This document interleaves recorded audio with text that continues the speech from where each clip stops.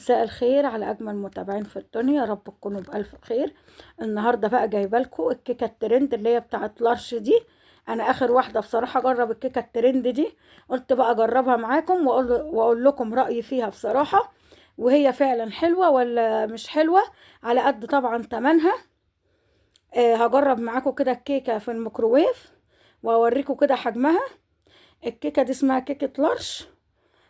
بتتسيح كده، بتتحط في الميكروويف زي كده، بتطلع شبه المولتون كيك كده، وطعمها حلو جدا جدا. بصوا يا الكيكه ده حجمها دي ب10 جنيه. بصوا حجمها مش كبير قوي، وهحطها كده معاكم في الميكروويف وهطلعها وادوقها واقول لكم رايي. بجد كيكه جميله جدا جدا، انا دقتها يعني. فهي طعمها ايه، انا بسجل لكم بقى الصوت بعد ما انا عملت الفيديو. هحطها 20 ثانيه في الميكروويف، وبعد بقى ما تطلع من الميكروويف هوريها لكم.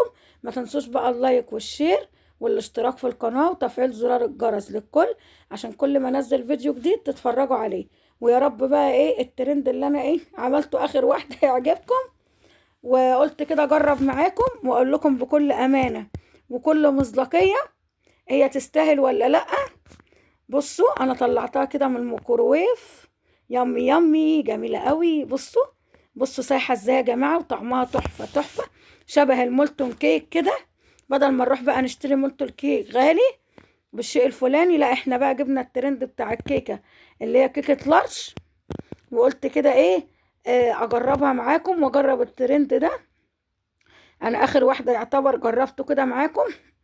بصوا طعمها لذيذ جدا جدا، وبأمانة يعني تستاهل ال10 جنيه. هي صغيرة بس كويسة، يعني حجمها معقول، مش صغيرة أوي ولا كبيرة قوي زي ما انتوا شايفين كده. بصوا يا جماعة، هي دي بقى الكيكة، والشوكولاتة كده باظة منها، وشكلها جميل زي ما انتوا شايفين كده.